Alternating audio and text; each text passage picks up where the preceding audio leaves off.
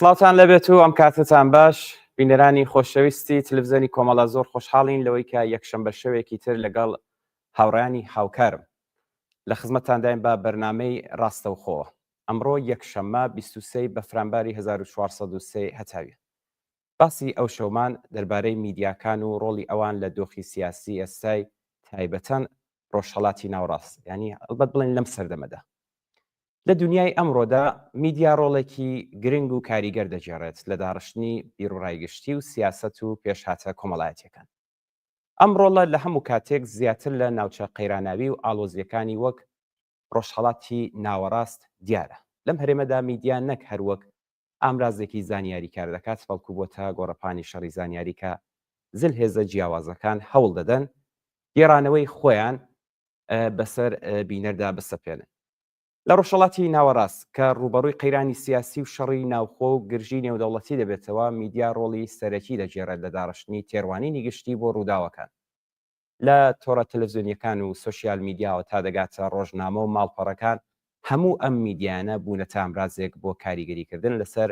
سیاسەتی حکوومەت و بیرڕای گشتی و تەنانەت پەیوەندیە نێودەوڵەتیەکان. میدیا دەتوانێت لە یەک کاتدا ڕۆڵی ئەرێنی و نەرێنی بگێڕێت، لەلایەکیش دەتوانێت وەک ئامرازێک بۆ ئاگادارکردنەوە و هوشیارکردنەوەی خەڵک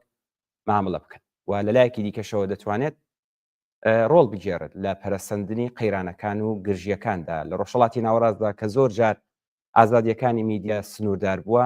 میدیا بۆتە ئامرازێکی دەسەڵاتە دەستی حکوومەتەکان و گروپە سیاسیەکان و تەنانەت ئەکتەرە بیانیەکانیشدا. ئێمە بۆ گفتوگوی زیاتر لەسەر ئەم باسی ئەم شەومان کە هەروەک لە سەرەتادا باسم کرد دەوری میدیا لە ئاڵوگۆڕەکانی ئەم سەردەمەدا داوامان لە بەڕێزان بەڕێز کاک محەممەد خاکی ڕۆژنامەوان و لێکۆڵەری سیاسی و بەڕێز کاک مەحیە ئیرەجی میدیاکار و هاوکاری تەلەڤیزیۆنی کۆمەڵە کردووە. لێرەشەوە دەستخۆشیتان پێ دەڵێم، زۆر سپاستان دەکەم، بەخێر بێن بۆ بەرنامەی ڕاستەوخۆی ئەم شەوی تەلەڤیزیۆنی کۆمەڵە.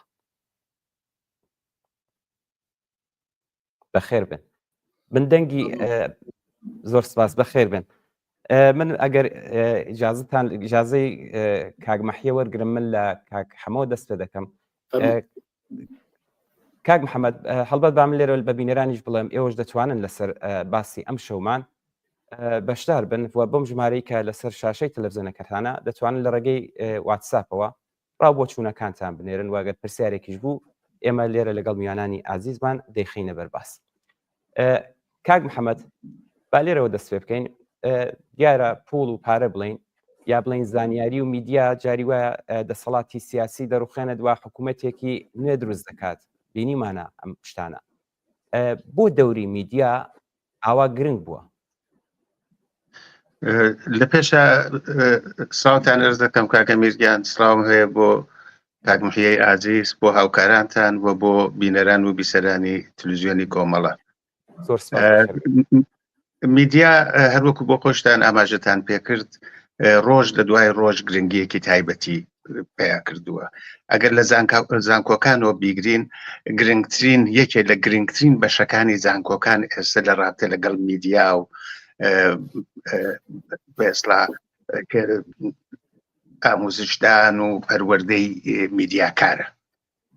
لەوە بیگرە بینە سەر بیزنس و سەر تجارەت و سەر اقتصاد بە ملیاردها لە هەموو دنیا خەرجی میدیا کرێوەوانە، چه شرکەتە خصوصیەکان چه حکوومەتەکان. بۆ ئەوە وای لێ هاتووە کە لەم سەدا بیرڕای گشتی زۆر زۆر گرنگە و حکوومەتەکان تماشاکەن بە چه شێوەیەک دەتوانن زیاتر کارگەریان لەسەر بیرڕای گشتی بێ. مەسەلەن دای بدەین ئەگەر حکوومەتێک بڵێن لە ناوە وەزارەتێکی داخڵەی هەیە و لە دەریشەوە مەسەلەن وەزارەتێکی هەیە بۆ دەروی وڵات، ئەگەر ئێوە تماشای هەزینەیە بکەن، پارەیە بکەن کە سەرپی ئەوە کرێ بۆ ئەوە بتوانن پەیامەکانیان بگوێزنەوە، زۆر زۆر زیاتر و زەبەلاحترە لە پارەی میدیایە کە ئەتوانێت بە دەقات بیباتە پێشێوەوانە. ئەگەر ئێوە تماشای و دەوڵەتە قەویانە بکەن، بەهێزانە بکەن، وەکو ئەمریکا، وەکو ئینگلیس، تەنانەت دەوڵەتێکی چکۆلانی نێوەکو قەتەر بە ئەلجەزیرە زۆر زیاتر لە وەزنی خۆی نیشانە داوانە، بەڵام ئێمە هەر لە پاڵیا مەسەلەن عەرەبستانمان هەیە، پارەی هەیە، بەڵام نەیتوانیوە دانەیەکی وەکو ئەلجەزیرە پێک بێنێ. ئەگەر کۆی کەمەوەوانە بەهۆی ئەوە تێکنۆلۆژی جدید، تێکنۆلۆژی بە ڕۆژ ئەگەر ئێوە دای بنێن لە 7-8 ملیارد خەڵکی سەر ئەو ئەرزە گۆیە و زەویە، لانی کەم 2 ملیارد، لانی کەم 2 ملیارد 3 ملیارد تەلیفۆنیان پێیە. باشە هەموو ئەوانە دەتوانن لە هەر چرکە ساعتێکە، لە هەر ساتێکە کە خۆیان پێیان خۆش بێ تماشای خەبەر و باسکەنەوەوانە. ئەوەیە بۆ گەیاندنی پەیامێک لە دەسەڵاتێکەوە، لە هێزێکەوە، لە مەزهبێکەوە، لە حیزبێکی سیاسیەوە، تەنانەت بۆ باری تجاری لە تەبلیغاتێکەوە، لە شرکتێکەوە، بۆ ئەو کەسەی کارێکێتی شتەکەی بکرێ. دەوری میدیا گرنگێکی تایبەتی پیا کردووەوانە. لەلایەکی ترۆ ئێمە خەڵکەکەیش گۆڕاون. خەڵکەکە وەکو جاران نییە، ئەگەر جاران لە مەلای دێک یا شارێک یا لە مزگەوتێکەوە هەموو زانیاریەکان و ئەوانە یا قسەکان بە ئێسڵا ئەگوێزراوە، ئێستا ئەوانە ئەو شێوە کۆنانە باوێکی وایان نییە و کارگەریەکی واشیان نییە، یعنی بینەر و بیستەرێکی وانە. ئەگەرێوە مەسەن پاشای نوێژی جمعەی تاران کەن، بە زۆریش خەڵکە بن بە سیارێشیان بۆ کۆکەنەوە چنێک ئەچێ، بەڵام حکوومەتی ئیسلامی بیر لەوە کاتەوە کە چۆنە بە زوانەهای جۆرا و جۆر و حەزینەیەکی زۆر خەرجێکی زۆری میدیاکە کە دەنگی خۆی لە دەرەوە و لە ناوە بە خەڵک بگەیەنێ. ئەگەر کۆی کەمەوە زیاتر میدیا لەم دەورە تەنها بۆ ناردنی خەبەر نییە، تەنها بۆ ئاگدارکردنەوەی خەڵک نییە، بۆ زانیاریە، بۆ ئەوەی کە تۆ شەیب بی شکل بی بە بیرۆڕای گشتی چی باشە و چی خراپە. جا ئەوە ئەکرێ حکوومەتێک بێ، حیزبێک بێ و ئاینێک بێ. میدیا لەم سەردەما هیچ کارێک بەبێ میدیا، بەبێ میدیاکار، بەبێ میدیایەکی پرۆفشنال ناچێتە پێشێ. دیارە ئێمە لە فرسەتێکی تریش دەتوانین هەر قسە بکەین، بەڵام وەختی قسە لە میدیاکەین شتێکی کۆن بە ئێسڵا کۆیە. ئەو میدیا دەبێ پشکێ. ئێمە چ جۆر میدیایەک باسی ئەەکەین؟ ئەو میدیا چەندێک بە ڕۆژە، چەندێک پرۆفشناڵە، چەندێک ڕاستگووە، چەندێک چاواشەکاری ئەکا، چەندێک درۆ بڵاوە کاتەوە، کێ لە پشت ئەو میدیایە، بۆ چمە بەستێک لەو میدیا کەڵکی لێوەرەکردن. ئەگەر بەوە کۆتایی بێرم، میدیا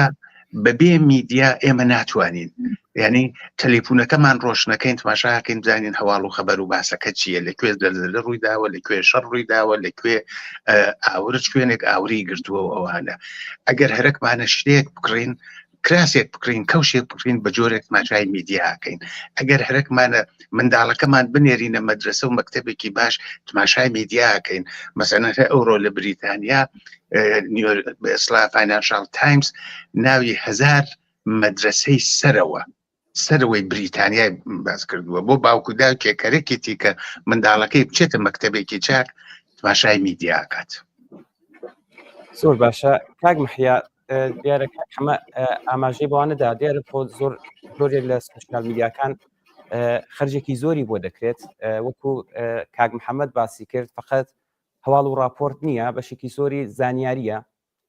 دەوری میدیا بەڕای ئێوە لە کاریگەریەکانی لەسەر پێشاتە سیاسیەکان چۆن دەبیننەوە؟ منیش سڵامە خزمەتی ئێوە و هەروەها کاک محەممەدی خۆشەویست بە بینەرانی و بەرنامەیە. بەڕاستی زۆر سپاس. ئێمە بێ چ ئاوا چاو لە مێدیا بکەین. مێدیا هەموو کەس ساحێبی مێدیایە، هەر بەو شێوە کە هەما ئاماژەی پێکرد، ئەو کەسەوە تەلەیفۆنەکە یا گوشێ دەستەکەی بەدەستەوەیە دەستی بە مێدیایەکەوە هەیە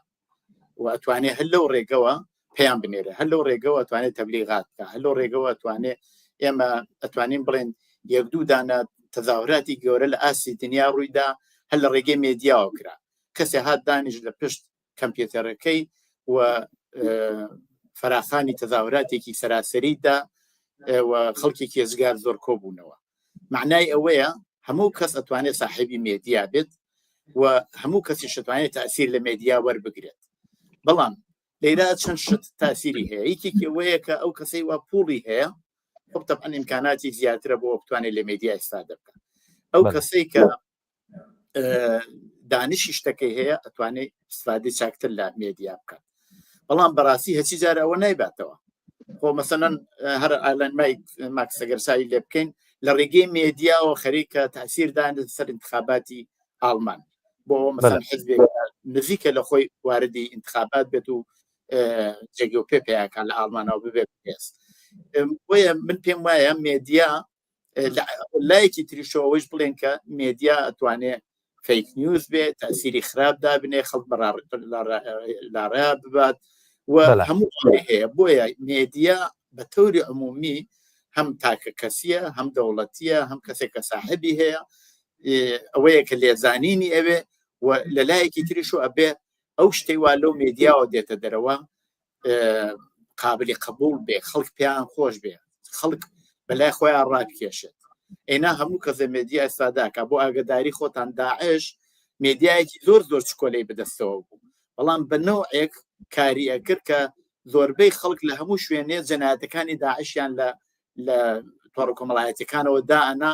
ئەیانویست نیشان بدەن کە داعش زۆر جەنایەتکارە زۆر بێڕەحمە بەڵام داعش خۆی زانی ئەوە خەریکن ئەوە بڵاوکردنەوە بەڵام لە لایەکی ترەوە ئەمانە ئەبوون بە ڕێگەیەک بۆ بڵاوکردنەوەی پرۆپاگەندەی داعش یعنی داعش لە ڕێگەی خەڵکەوە مێدیای خۆی پەرەپێدا بۆیە لێزانینی ئەوێ ئەبێ خوێندنەوەت ببێت تۆ چۆن بتوانانی دەنگی خۆت بگەێنیت بە خەڵک وتم ئەوە بۆ شێوەیە بر خەڵکی تر هەیە لە گوشی تەلەفۆنەکەی بە ڕێگەی تر هەیە لە تەریقی ئەنوا قسامی ساتلایت و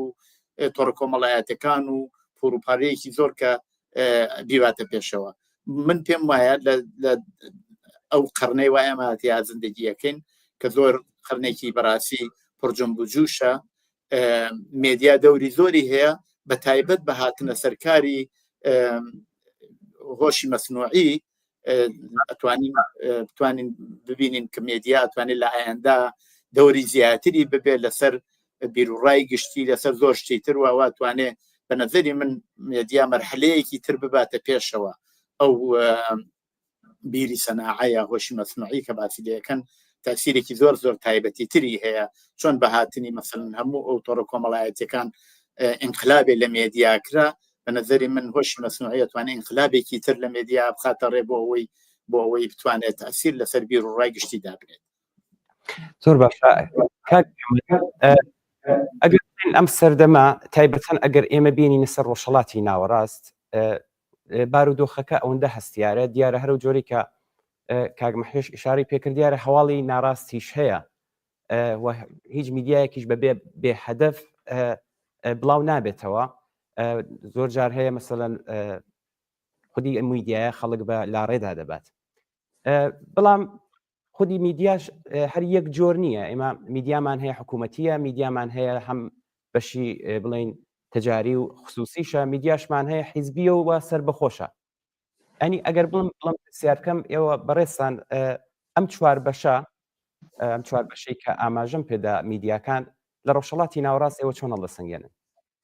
ئەوریان لە وڵاتێکەوە تا وڵاتێک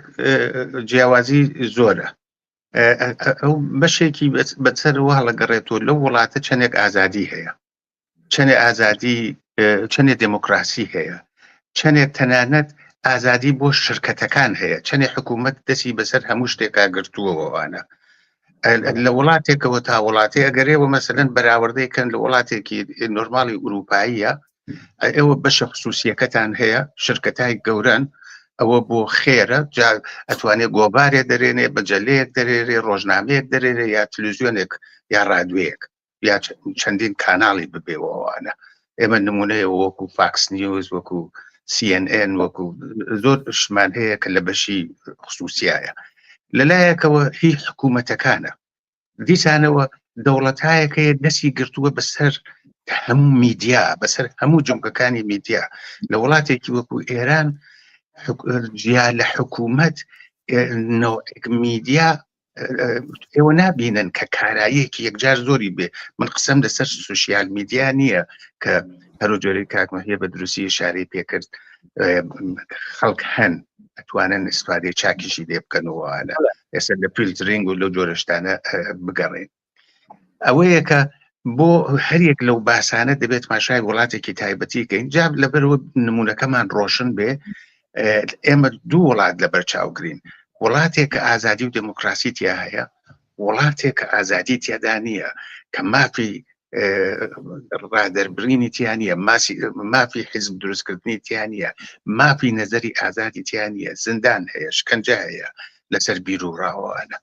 ئەوەیە وەختی وڵاتێکی وەکو ئێران مەسەلەن تماشایەکەی دەی هەموو شتێک بەدەست حکوومەتەوەیە، هەموو میدیا بەدەست حکوومەتەوەیە، یا سێبەرە، میدیای سێبەرە، پارەکەی لە حکوومەتەوە دێ. ئەگەر ڕاستەوخۆی حکوومەت نەبێ میدیایەکی سێبەرە. میدیای حزبی حالەتەن تیا نییە مەگەر حزبێ سەر بە دەوڵەت بێت، چون حزبەکان قانونی کار ناکەن، مەگەر حزبێک لە تبعیدا بێت لە دەروی وڵات بێ، ئەوە جۆرێکی ترە. ئەمێنێتەوە بەشی سربەخۆ، بەشی سربەخۆ لەسەر گیرروگازێک یەکجار زۆر ڕوبەڕووە، ئەیان گرن سانسۆر هەیە، پێش لە بڵاوبوونەوەی دەڵێ ئەبێ پێمان تماشان بێ، دەریانەکەن لەسەر کار. مەسەلەن زۆر کەس هەیە پارەیەک کۆ کاتەوە ڕۆژنامەیەک دەرێ، ژمارە دوو ژمارەی بڵاوە بێتەوە، دوای بڵاو نابێتەوە، گۆبارێک بڵاوە کاتەوە دوای بڵاو نابێتەوەوانە. ئەوەیە بەشی سربەخۆش زۆر کزە، بەڵام هەموو شتێک بەدەست حکوومەتەکانەوە نییە. هەر وڵاتە ئێمە بە جۆرێک ئەوانەی کە لە تاراوگەن ئەتوانن ڕادیۆیەک دابنێن، ئەتوانن تەلەڤیزیۆنێک دابنێن، جا چه حیزبەکان چه سربەخۆەکان. ئەو ئیمکاناتە کە هەیە بەدەست حیزبەکانەوە زیاترە. ئێمە بەداخەوە بەشی خصوصیەکی واشمان نییە کە جیا لە حکوومەت بتوانێت شرکتێکی گەورەی مەسەلەن میدیایی بەڕێوە ببات. ئەو شرکتانە معمولاً حکوومەتێک لە پشتیە. نمونەی ئەلزیرەیە کە من ئیشارەم پێ کرد، وڵاتێکی وەکو قەتەری لە پشتەوەوانێ. دەی وەختێک دینە سەر مەسەلەی سربەخۆیەکان بەڕاستی کزە کەمە، بەهۆیەوە پێویستی بە پارە هەیە، بە تەکنۆلۆژی سەردەم هەیە، بە هاوکارێکی زۆر هەیە. خەڵکیش ناچارن کارکەن بۆ بژیبی خۆیان، ناتوانن، دەبێ خۆبەخش کارکەن. هەموو کەسێکیش ناتوانێت خۆبەخش کارکە، هی وایە 8 ساعت 10 ساعت 12 ساعت کارەکات.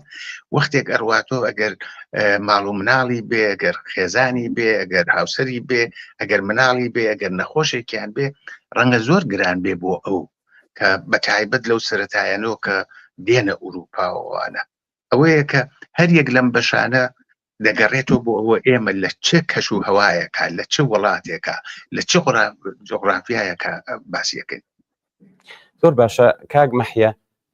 هەرو جۆرەی کە کاک محەممەد باسی کرد، میدیا سربەخۆکان ئەو کێشانی کە کاک محەممەد باسی کرد زۆر زۆر واقعیە. هەر بەم هۆکارەشە زۆر کەس بەهۆی ئەوەی کە ئەمان میدیاکەیان ئەوە نییە کە بە قەولی کاک محەممەد وتی لە بواری ئیمکانات و تەکنۆلۆژی و حتا بواری ماڵیشیەوە بەناچار چاو لە میدیاکانی دیکە دەکەن. باسی هەواڵی ڕاست و ناڕاستت کرد، ئەمانە زۆر زۆر گرنگن، تایبەتەن لەم دۆخاستیارەی ئێستادا. ئێوە هۆکارەکەی بۆچی دەگەڕێنەوە بۆەوە، دواتریش دەبێت چی بکرێت و دەوری سوسیال میدیاش کە بۆ خۆشت لە قسەکانی پێشودا باست کرد، ئێستا هەتا ئێستا هاتووە دەوری زیاتر بووە. لە خودی کوردستان ئێوە دەوری سوسیال میدیا چۆن دەبینن؟ ئەلبەتە پرسیارەکە چەند بەشە، بە لە وڵەوە جوابی پرسیارەکەتان بدەمەوە. بە باوەڕی من مەسەلەی ماڵی زۆر گرنگە کە کاک محەممەد بە دروستی ئاماژەی پێکرد. لە وڵاتانی مەسەن لە وڵاتی وا منتیاژیم لە وڵاتی سوێد بەشێک لە ماڵیاتی ئەو خەڵکەوە ئادرێ ئەچێت بۆ بەشی پابلیک سەرویس، کە چوو بۆ بەشی پابلیک سەرویس ئەمەڵەن معنایەوەیە ئەو خەڵکەیە پوڵی هەزینەی ئەو مێدیایان داوە وناسی بۆ هەموو تەبعاً بۆ هەموو تلویزیۆنەکان تلویزیۆن های خصوصی هەیە، بەڵام ئەو تلویزیۆنە دەوڵەتیە عمومیە کە هەیە پێڵێن دەوڵەتی، ئەو پابلیک سەرویس ئەوە توانێت لە شای سوێدەوە تاکو نخستوەزیر و هەر مەقامێکی دەوڵەتی ئفشاگەری لەسەر بکە، بێرێتە ژێر پرسیار لەخەرە لە مۆردیۆ قسەکە بەبێەوە ترسی ئەوەی بێ کاناڵەکەی لێ بڕن قەتعیەکەن و ئەلانە. بۆیە دیارە ئەو بودجەیەکیان بۆ دروست کردە، پس ئەویش هەر بۆ بتوانێت سەربەخۆ بێ، بۆ بتوانێت هەموو شتەکان بە ئەو جۆرەی وا هەیە بە خەڵکی ڕابگەێنێ، پێویستی بە پوڵ هەیە. پس لە مەسەلا پوڵ بەڕاستی دەوری زۆر کاریگەری هەیە بۆ ئەوە تۆ بتوانی مێدیایەکی سربەخۆ ببیتە پێشەوە خۆ تەبعاً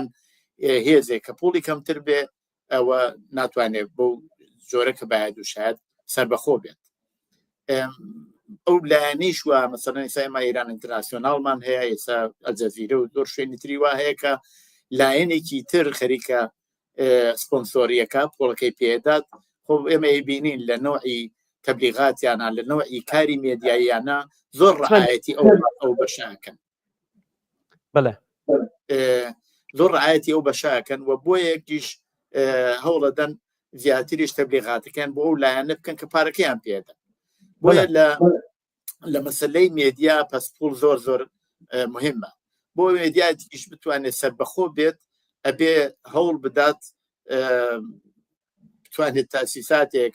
یا پوڵێک یا لە شوێنێکەوە یا یارمەتیەکی خەڵک وەربگرێ بتوانێت کاریگەری ببێت بەڵام ئەو مێدیانەی وە ناتوانن بەو شێوە سربەخۆ بن ڕێگەیان لێ نەبەسراوە ڕێگەیانەوە هەیە لەو سوشال میدیاوە باسمان کرد استفادە بکەن ئەنی ئەوە ڕێگەیەکە بۆ بڵاوکردنەوەیان ئەگەریش مەسەلەن ناتوانن ستودیۆهای گەورە ئیمکاناتی ماڵی گەورە بنن بەیەکەوە بەڵام ئەتوانن لە ڕێگەهای ترە کە مەوجودە لەناو کۆمەلگاوتم هەر لە سوشال میدیاوە کە هەموو کەس دەسڕەسی پێ هەیە لە گوشەکەی دەستیەوە ئەتوان لەوەی استفادە بکەن و وەتوان سربەخۆی خۆیان ڕابگەن و بتوانن دەنگی ڕەوا بە خەڵک بگەێنن لە وەختا پرسیار دێت سەرەوە کە سربەخۆی یانی چی من پێم وایە سەر ڕای ئەوە کە مێدیایەکی سربەخۆ ئەبێ بتوانێت دەنگی هەموو لایەنەکان بگەێنێ ئەبێ پێ بە دەنگی هەموو بیر و بۆچوونی جیاواز بەڵام سەر ڕایەوە خودی ئەو مێدیایش هەر بە نوعێک لایەنێکی کۆمەلگا هینەکات ڕژاوەکات ئێستا یا چەپە یا ڕاستە یا میانەیە یاکو مەسەلەن مەسەبیە یا شتێکی وایە بەڵام لە هەر حاڵە ئەگەریش بیەوێ خەڵکێکی تریش نیروی هێزێکی تریش بێتە ناو مێدیاکەیەوە بەڵام خۆی بەلایەنێکی تر ئێوە هێزێکی تری کۆمەلگا مەسەلەن تەقویەت بکات بیباتە پێشەوە ئەوەش بەستگی بەوە هەیە کە ئەو هێزی ئێستەی کۆمەلگا چی بێت چی بووە بە مەسەلەی گشتی کۆمەلگا مثلا بۆ نمونە بڵێن لە کۆمەلگای ئێرانە دوای شۆڕشی ژینا و شۆڕشی ژیان ئازادی مەسلەیەکی عمومی ئەو جامعەیە ئەو هێزەی کە بتوانێت ئەو لایەنە تەقویەت بکات ئەو خۆ ئەتوانێت لە تەقویەتی ئەو لایەنە هەوڵ بدا سربەخۆ بێ هەوڵ بدا مەسەلەن بتوانێت لایەنە کزەکانی لایەنە زەعیفەکانی مشکلاتی ئەو بزوتنەوەیش باس بکە و هەروەها لە دڵینەوە نەترسێکە ئەگەر ئەو مشکلاتیش باس بکات مەسەلەن کێشەی بۆ دروستە بێت بەڵام هەوڵی ئەوەیە تەقویەت بکات کە وەختێ تەقویەتی شەکە عەمەڵەن خۆی بەلایەنی ئەوە زانێ بۆیە عەمەڵەن ئەبێ بەبێ ناکرێ بڵێن بێ لایەنە بەڵام خۆی بەلایەنێکی بزوتنەوەیەکی کۆمەڵایەتی ئەزانێت دەبعەن لە کشوەرەکانی شان متەفاوتە بەڵام کەمە باس دینە باسی ئێران و بەتایبەت کوردستان کەوە لە پرسیارەکەتان هەبوو لە کوردستان بە نەزەری من بۆ بڕێک لە هێزەکان پوڵێکی ئێزگار زۆر ڕژاوە و توانن لە مێدیاهای مختلف ئیسفادە بکەن تەبعەن ئەوە بۆ هێزێکی تر کە ئیمکاناتی ماڵی کەمترە توانێت لەو توانایە بەرخوردار بێ بۆ بتوانێت قسە باسەکەی بگەێنێت ئەوە دیسان هەر لەباری ماڵی و تاسیری هەیە بەڵام خەڵکی کوردستان پێم وایە کە ئەوانیش ئەزانن چۆن استفادە لە مێدیا بکەن چۆن دەسڕەسیان بە مێدیا ببێت لە کۆمەلگایەکی وەکو ئێرانە تەبعەن محدودیت هەیە فیلتر هەیە نابانم کۆڵێک مشکلات هەیە بۆ جۆرەکە کە هەمەی شاری پێکرد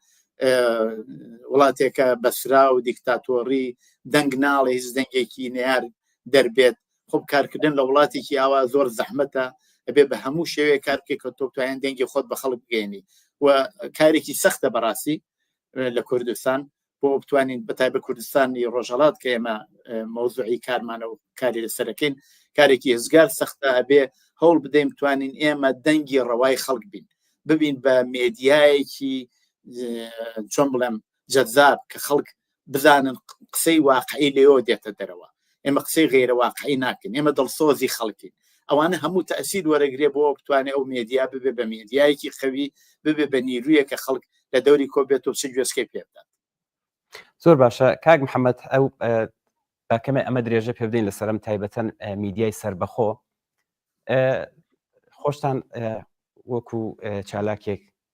میدیایەکی سربەخۆتان هەیە پێم باشە کێش و گرفتەکانی خۆشتان لەم بوارەدا باس بکەن و دەبێت چۆنیش بەهێزتر بکرێت ئەمە چون کێشەیەکی گەورەیە هەرو جۆری کە کاک مەحیە باسی کرد دیارە مەسەڵەن تایبەتەن خودی میدیا خصوصیەکان تەکلیفی میدیا حکوومەتیەکان کە دیارە ئەگە نمونە ئێرانیش بێنیەوە هەمووی زۆر ناڕاست و پرۆپاگەندەیە بەڵام ئەگەر بەشی خصوصیەکەی چاو لێ بکەیت دیارە پێشەستورە بە خودی دەوڵەتێک ئەو مەنافع و بەرژەوەندی خۆی و فکرێکە سیاستێکە بەڕوونی لە بەرنامەکانیاندا دیارە و ئەمەش مەترسیە ئێوە ئەمە چۆن هەڵەسەنگێنن دەبێت چی بکرێت چون زۆر جار ئێمە حتا لە تۆری ئینستاگرام یا لە تۆری فەیسبوک یا حتا بڵین لە یوتیوب بەحس و گفتوگوهایەکی زۆر باش هەیە بەڵام وەکو بەشی میدیا خصوصیەکان کە لە بواری تەکنۆلۆژی بڵین زۆر لە پێشەوەن زۆر باشتر و جوانتر ڕازاوەتەوە سەرنج ڕاکێشترە ئەمانش مەترسین بۆ ئەوەی کە خەڵک بە لاڕێدا نەبردرێت ئیجازەم بدە لە پێشا من چەند کەلیمەتان ئەرز بکەم لە ڕابطە لەگەڵ میدیای سربەخوا لە درێژەی قسەکانی کاک مەحیە ئێمە میدیای حکوومەتیمان هەیە هەمومان ئەزانین ئەوە حکوومەت پێڵێ هەموو شتێک جا ئەگەر حکوومەتێکی ئێستبداتیە لە ئەیوە تا هەموو شتێک ئەو بۆی دیاریەکات یعنی هیچ سربەخۆیەکی نییە تەنانەت لە وڵاتێکی وەکو مەسەلەن دای بنێن بریتانیا کە من تیاژیم BBC خۆ ناتوانێت هەموو خەبەرێک بڵاوکاتەوە لە شوێنێکە خەبەرەکان دێ سەردەبیرەکە دەتوانێت لە ناو ئەو خەبەرانە لەو چوارچێوە شتێک بڵاوکاتەوەوانە باشە بەو دموکراسیەوە کە لە بریتانیا هەیە هینی شرکەتی خصوصیش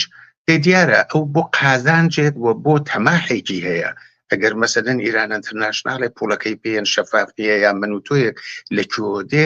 ئەوە تەماحێکی سیاسی هەیە هەرێکێتی هێزێکی تایبەتی بێرێتە سەرکار یعنی وەکو سەرمایە گوزاری وایە بۆ داهاتوو یعنی خەرجێکەکە سەرمایەدارانی چەند دەوڵەتن دێن لە رابطە لەگەڵ قازانج و بەرژەوەندی چەند وڵاتە تلویزیۆنێک داهانێنوانە جا ڕەنگە ئەو تلویزیۆنێکی ئەو شرکەتێکی سێبەریش بێوانە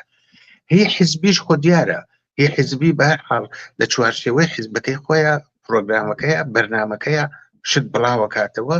خەتی سووریشی زۆرە هەموو حیزبەکەیەتی لە حیزبێک و تا حیزبێک جیاوازە بەڵام لە تلویزیۆنێک لە میدیای سربەخوا بڕاستی وان نییە یعنی کەس بۆ تۆی دیاری ناکە میوانەکانت کێ بن کەس بۆ تۆی دیاری ناکە پرسیارەکانە بێ چی بن کەس بۆ تۆی دیاری ناکەوە ناتوانێت دیاری بکە ئەوە هی ئەو حیزبەیە نابێ بێ ئەوە هی ئەو حیزبەیە نابێ بێت سربەخۆ بۆ مەعنا ڕنگدانەوەیەکی کۆمەلگایە ڕنگدانەیەکی کۆمەلگایە ئەگەر بادینە ئەگەر بێدینە ئەگەر کۆمونیستە ئەگەر سکولارە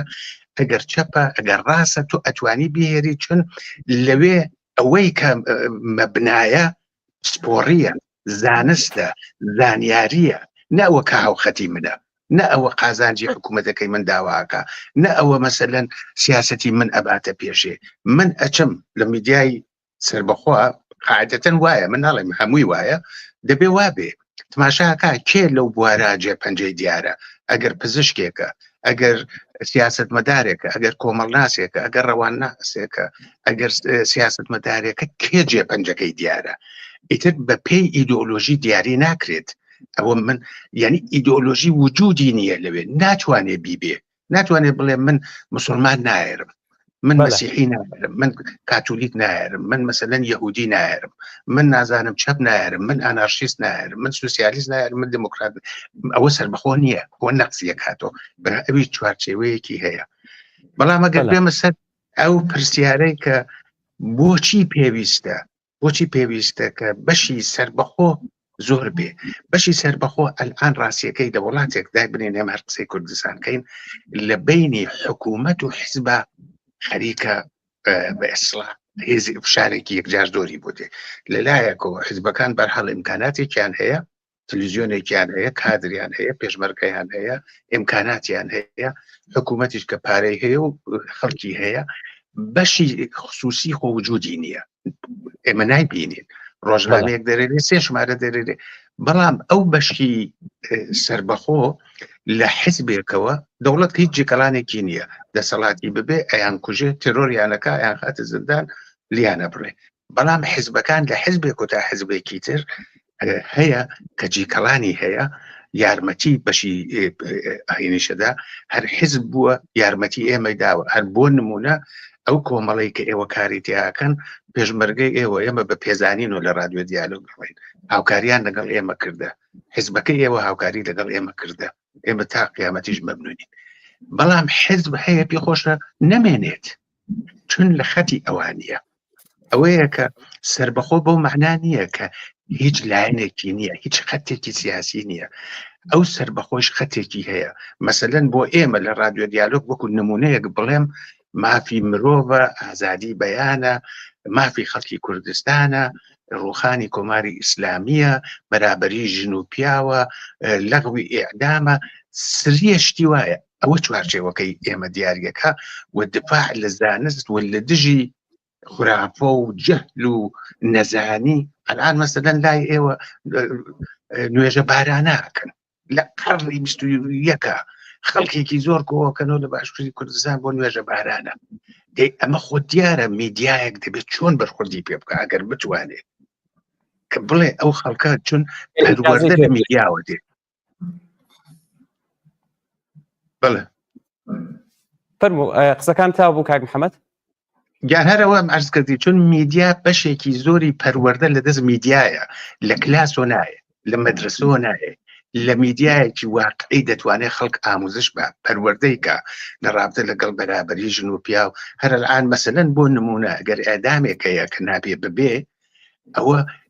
خەڵک پەروەردەکە کە بۆچی کوشتنی ئینسان ڕەوانیە بۆچی نابێ زندانی سیاسی بۆچی دەبێ پێشی پێ بگرین خەڵک شکنجە نەکرێ خەڵکی ئەدام نەکرێ ئەوە لە مەدرسە فێر نابی ئەوە میدیایە پێتەڵێت چون مەدرسەکەی ئێمە هی حکوومەتەکەیە حکوومەتەکە دەڵێ ئەوە خراپکارە ئەوە وایە ئەوە وایە ئەوە مەفسدە دەبێ ئەدام بکەین زۆر باشە کاک مەحیا کاک محەممەد زۆر بە جوانی باسی ئەم میدیای سربەخۆی کرد میدیای سربەخۆ کە ئاماژەشی پێدا کە ئەگەر سربەخۆیە دەبێت هەموو ئەم شتانە ڕعایەت بکات شەب بێت نەخێر ناسیۆنالیز بێت مسلمان بێت خەیرە مسلمان بێت هەموو ئەمانە دێنێوە لەم میدیای خۆیدا بەحسی لەگەڵ دەکا بەرنامەی لەگەڵدا دەڕێژێت بەڵام زۆر جار سەرڕای ئەوەی کە میدیا سربەخۆکان بەڵام ئەو میدیا سربەخوانی کە خودی کاک محەممەد باسی کرد بە دروستی مانی کە لە بواری زانستەوەی تر دەبێت دژ بەم خورافە پەرستیوانە بێت بەبێ ئیمکانیاتی زۆر باشتر ینی باشتر بووەوە زۆر جار ڕەخنە لە میدیای حیزبی گیراوە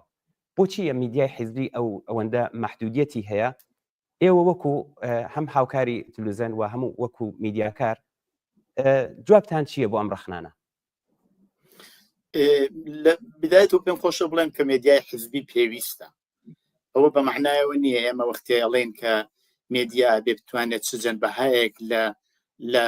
لە بەشەکانی خۆیان بڵاو بکاتەوە ئەوە بە معنایەوە میدیای حیزبی پێویست نییە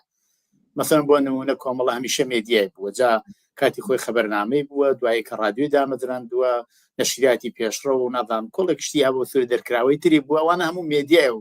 ئەو ڕێکخراوە بوون میدیا پێویستە چونکی هەم ئێسش لە دنیا ئەو ڕۆژی شاوای مەسەڵەن وڵاتێکی وەکو سوێد ڕئیسی حزبی سوسیال دموکراتەکەی لە میدیاوە ئیسفادەکە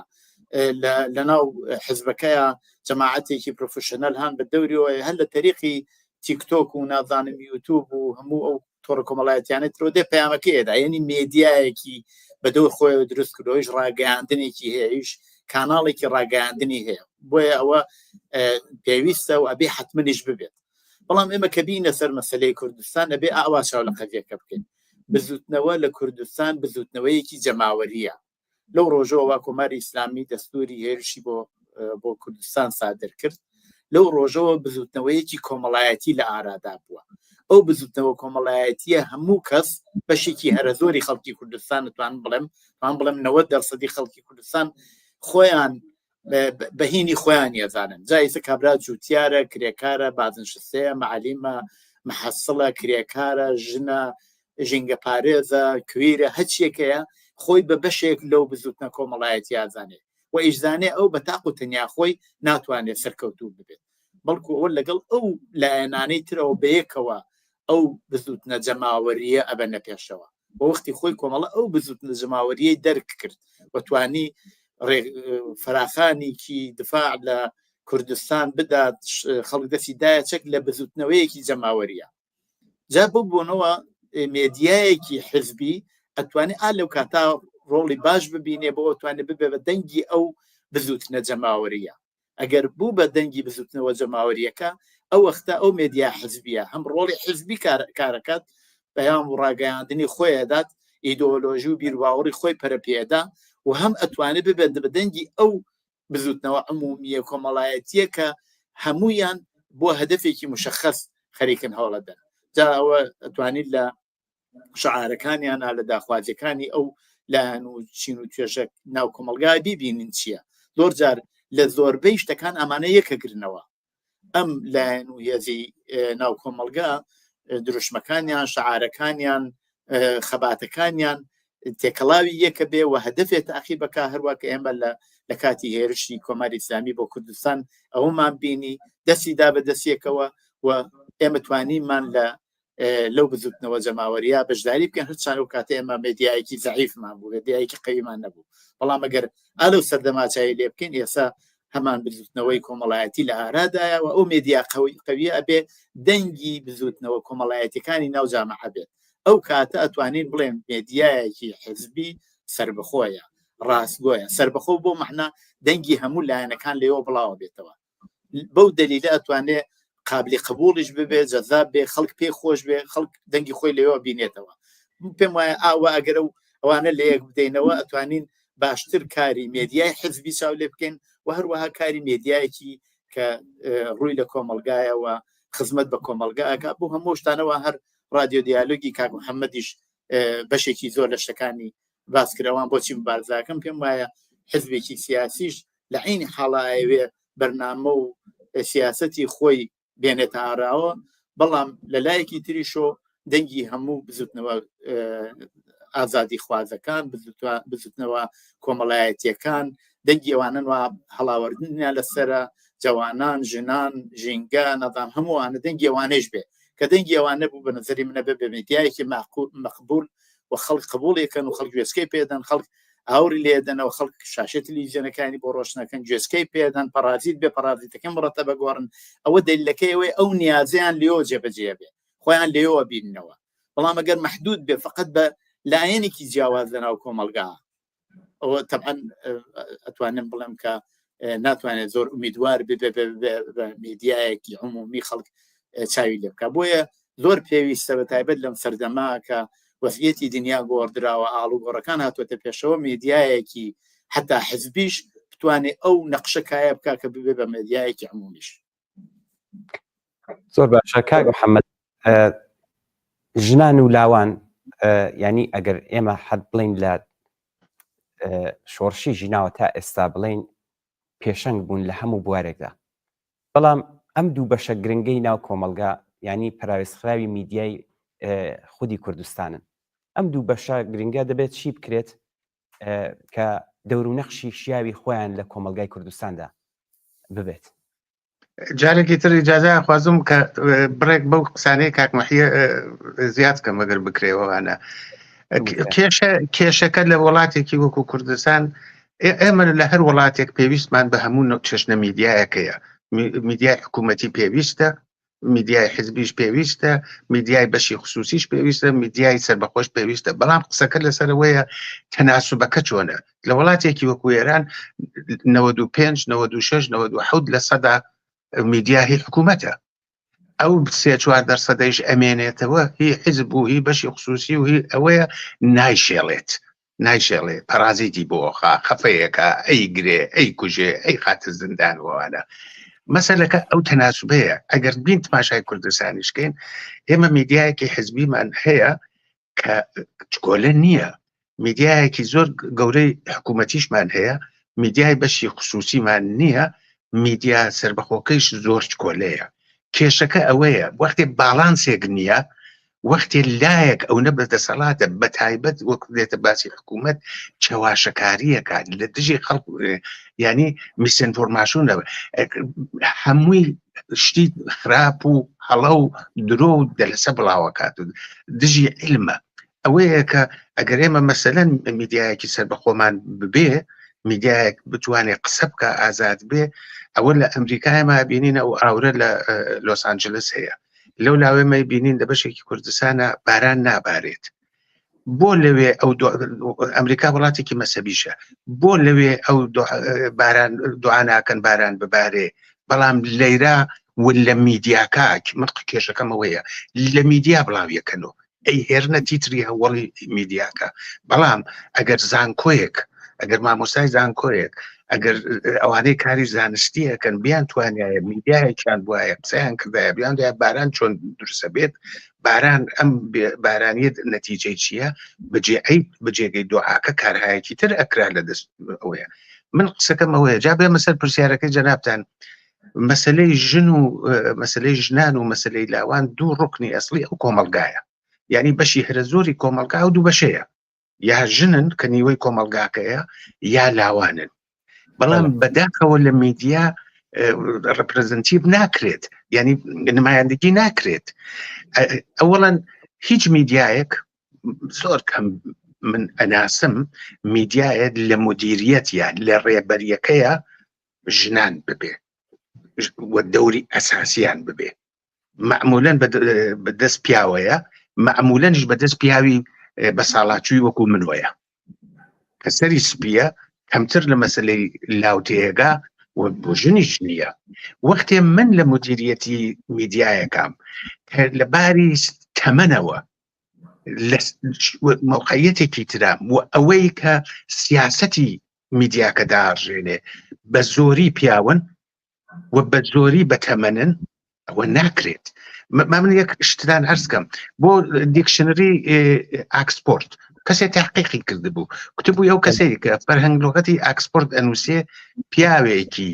متەوەستی لەباری تەمەنەوە طبقەی متەوەستی سپی شاریە وەختێ دێ باسیش ڕەشەکە وەختێ دێ باسی کەمەندامەکە وەختێ دێ باسی ژنانەکە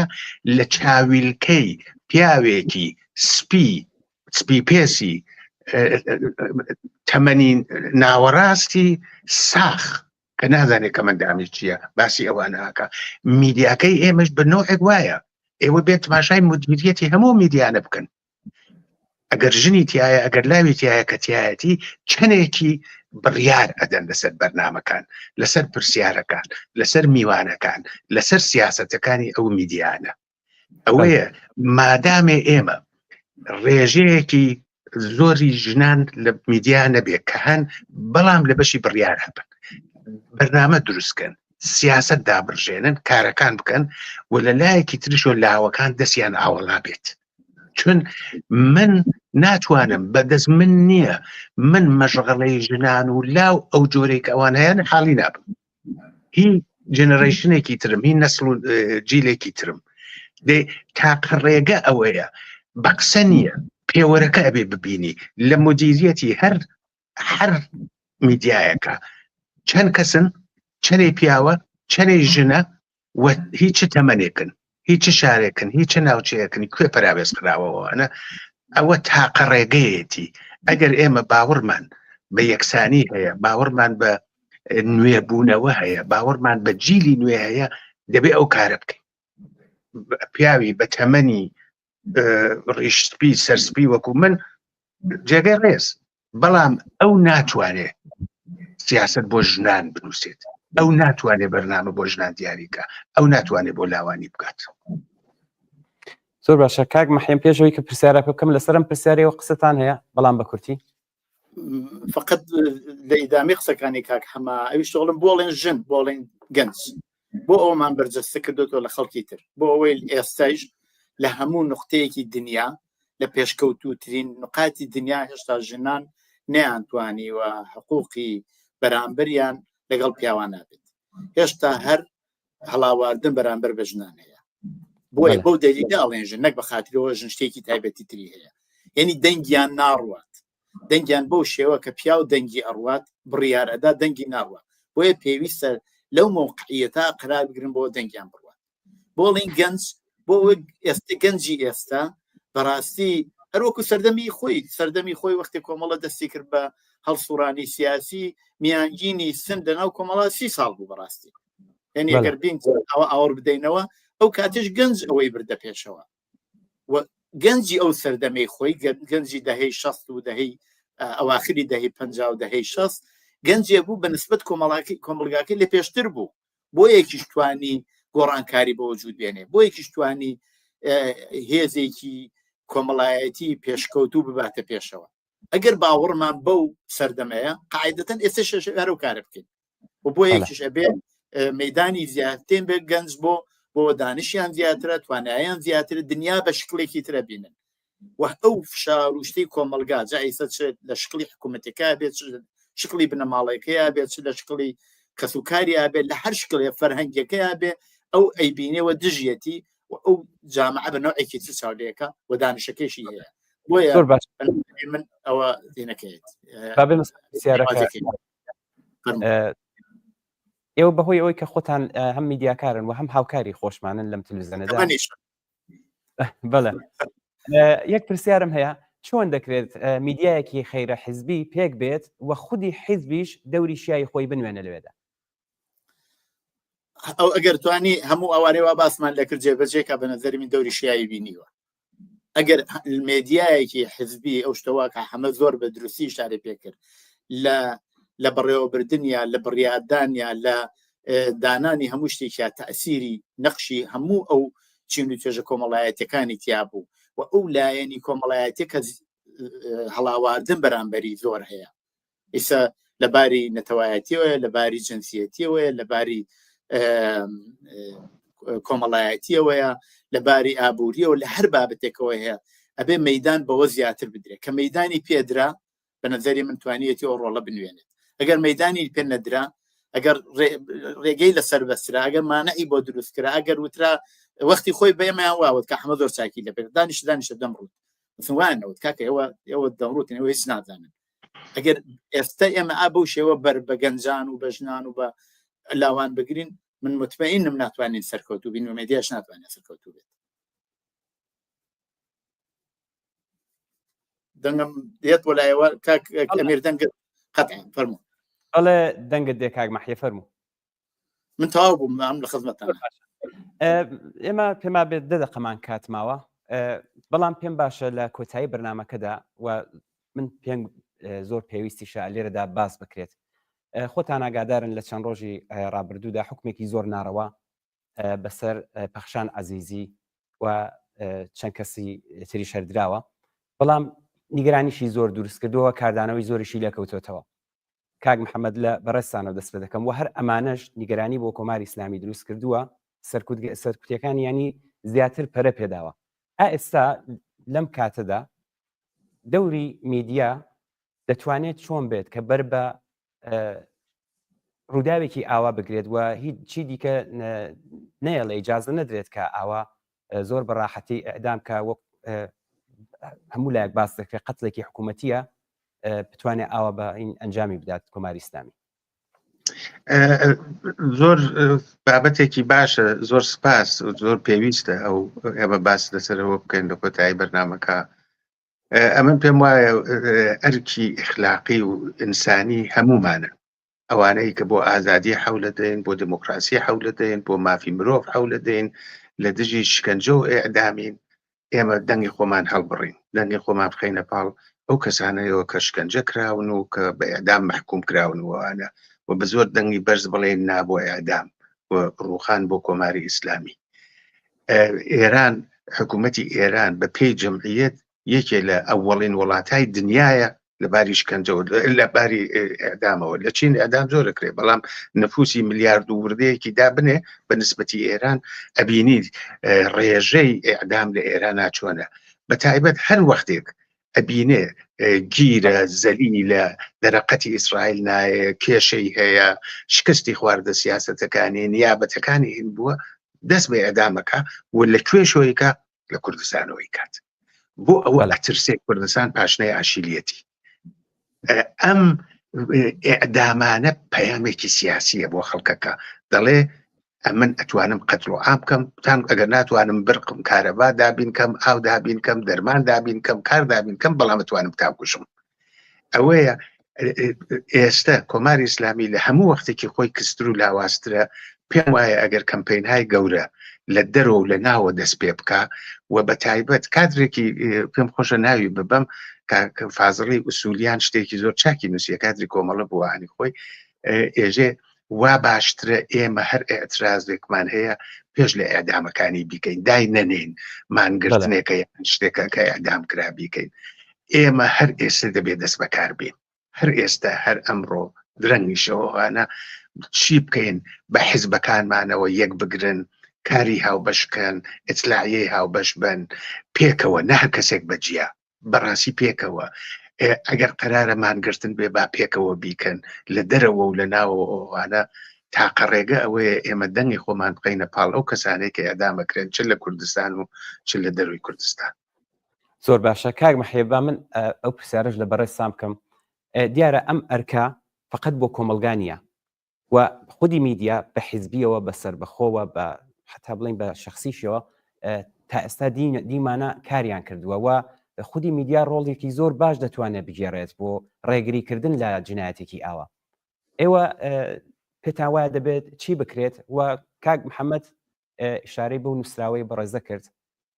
منیش بۆ خۆم لەسەر ئەو بڕوایم کە ئەگەر قەرار بکارە بکرێت دەبێت پێش ئەم ڕووداوە بکرێت ئێوە بەڕستان کە هەم کومیتەی ناوەندی کۆمەڵن و هەم خودی میدیاکاریشن بۆیە پرسیارەکە دوو بەش دەگرێت پێم باشە بزانم هەنگاو هەڵگیراوە ئاسان هەنگاوێکی وا هەڵدەگیرێت بۆ ئەوەی کە پێش بە ڕووداوەکە ئەم حیزبانە کۆدەنگیەکیان هەبێت و دانیشتێک و لێکتێگەشتێکیان هەبێت بۆ ئەوەی کە بتوانن حەدی ئەقل لەسەر بابەتی ئاوا بتوانن کاری هاوبەشیان بێت. پێم خۆشە ئەوڵ باسیەوە بکەم کە ئیعدام بۆ مەسەلەن کۆماری ئیسلامی باوەڕی لەسەرەوەیە کە بە حەزبی بنیامەکان ئەتوانێت ئاڵوگۆڕ دروست بکات یعنی لە ناوبردننی بنیامەکان لەلایەکی تریشۆ ئەوێت خەڵک چاوسن بکە ینی کاتی خۆشی بۆیە هات جەڕ و سەقیلی لە مەدانەکانە دانا هەڵیەوە سیوانە و خەڵکی کۆ کردەوە هەر لە وەختەوە لەو دقیقەوە کە ینی برد سەر جەڕ و سەقیلەکەی و ترسێک لێ دڵیان نابنیشێکە لە بیرتان نەچێکەرەوەی اعتراسکە ناواتان لێدێت بۆیە ئەمە ئەگەر ئێمە ئەوەمان دەرکرد یعنی زانیمان ئەوە کۆماری ئیسلامی بە دوای ئەوەیە ئێوێ خەڵک بترسێنێت ئێوێ حەزب بکات ئەوێت بەنەوە جامعە بباتەوە بۆ دواوە ئەبێ ئێمە هەموو هەوڵمان بدێن نێڵین وابێتر ئەوە تەواوی ڕێگەکەمانە لەم کاتا من پێم وایە مهمترین شت ئەوەیە کە بۆ حزبێکی سیاسی بە تایبەت وەکو ئێمە ئەوەیە چاو لەوە نکات کە ئەوەی زانێ مشکلەکە چییە و کۆمەڵی ئیسلامی چۆن دەتوانێت قازانجی لێ بکە چاو لەوە نەکا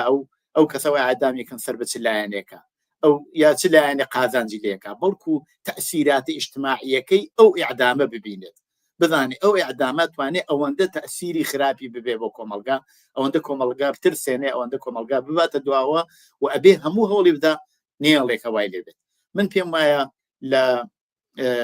لەو سەردەمەی و ئێستا ئێمەتیاین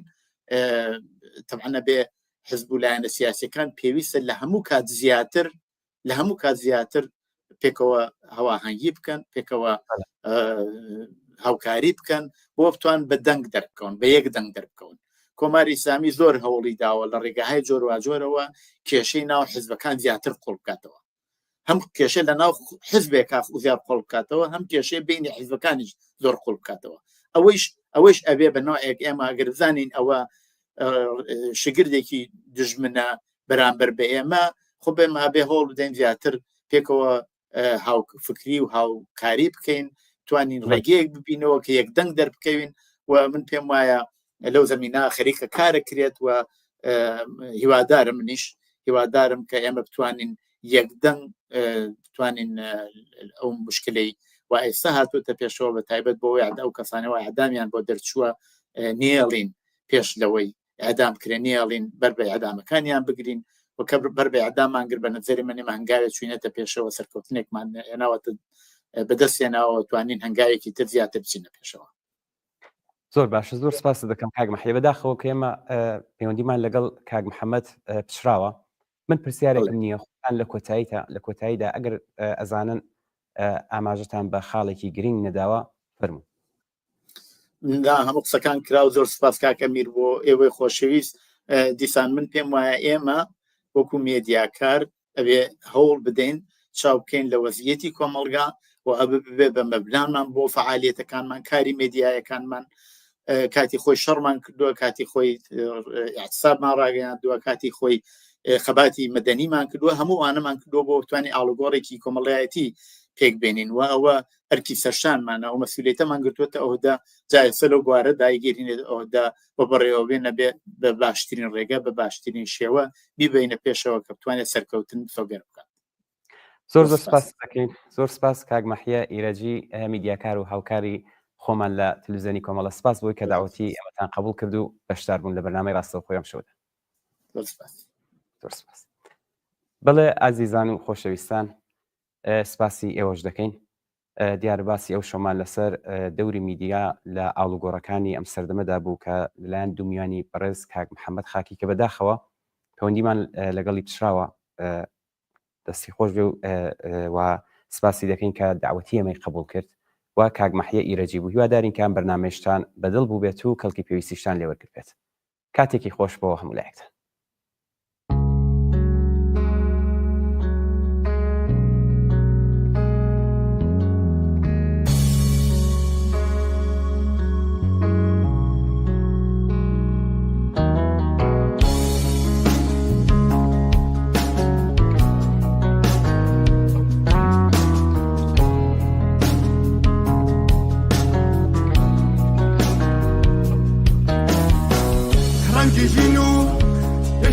داد پروری نچه لیادم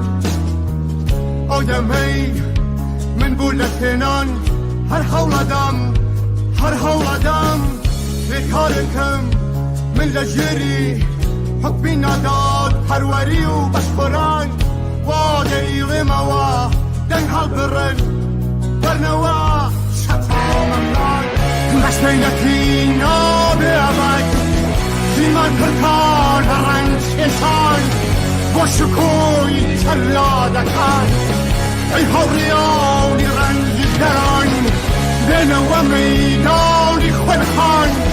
اما همو با یکتری دبین حز و پشتیوان دنها برن ورنوا شقامکان